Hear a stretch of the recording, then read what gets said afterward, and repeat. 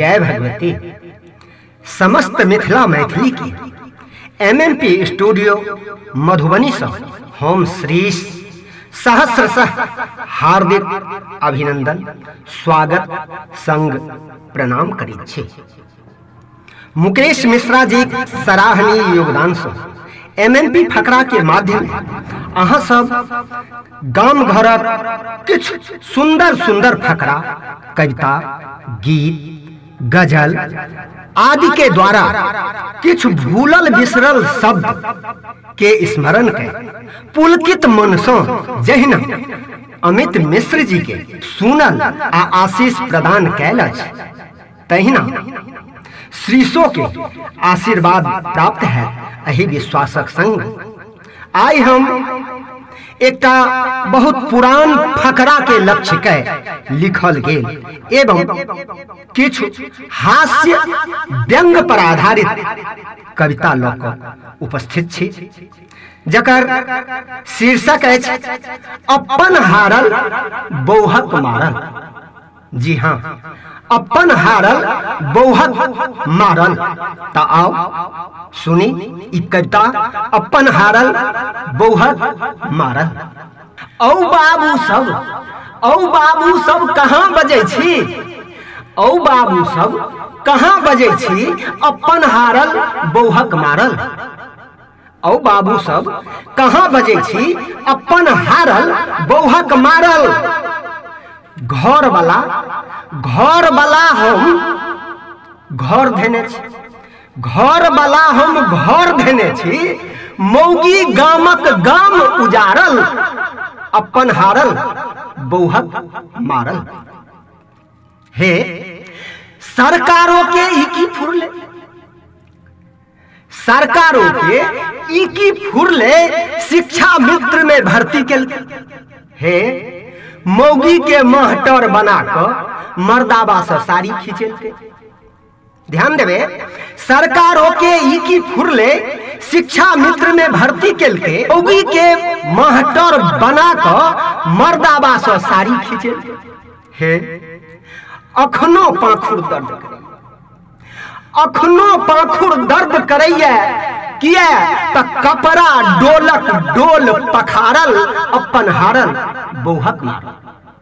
आगू देखियो जे 900 पहिने चाह 3 बेर, 900 पहिने चाह 3 बेर, तै पर सो किछु नमकीन आ 3 तीमन सो कम में जहिया धोखहु बन्न भेल टिफिन। हे तहिया पीठी सकत राखू, तहिया पीठी सकत राखू, तहिया पीठी सकत राखू, काली बनी औती झटकारल, अपन हारल बौहक मारल। हे हन हन पटपट दुनू साँझ, हन हन पटपट दुनू साँझ, राइतो को नहीं चैन भेटे। हन हन पटपट दुनू साँझ, राइतो को नहीं चैन भेटैया। निशा भाग रातियों में मैडम कहती जे छाबा बड़ दर्द करी। निशा भाग रातियों में मैडम कहती छाबा बड़ दर्द करैया।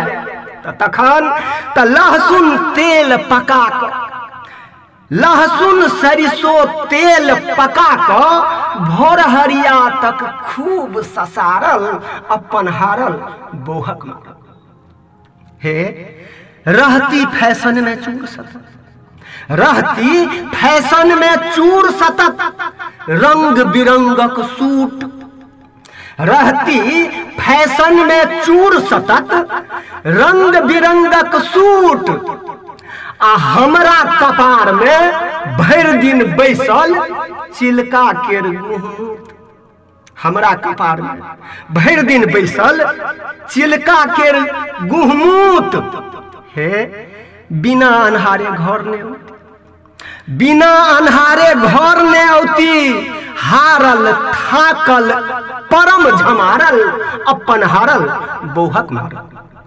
अंत में कह चाहब जे सबेर अबेरक बात ने पूछू, सबेर अबेरक बात ने पूछू, महीनों महीना दिन ले पार।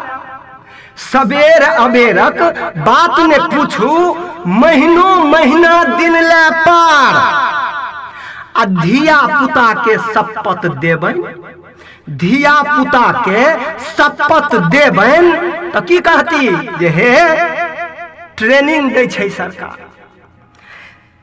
सबेर अबेरक बात ने पूछू, महीनों महीना दिन ले पार। आ धिया पुता के शपथ देबन कहती ट्रेनिंग दै छै सरकार।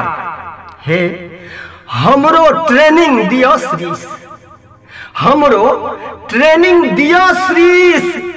आब ने चिलका हैत सम्हारल, अपन हारल बोहक मारल, अपन हारल बोहक मारल। जो कनियो नीक लागे तो निश्चित रूप से लाइक शेयर आ चैनल सब्सक्राइब करी। आ हम श्रीश पुनः अगला नव फकरा लक शनि दिन उपस्थित है। तावत धरि के लेल नमस्कार, प्रणाम, जय भगवती, जय मिथिला, जय मैथिली, जय एमएनपी।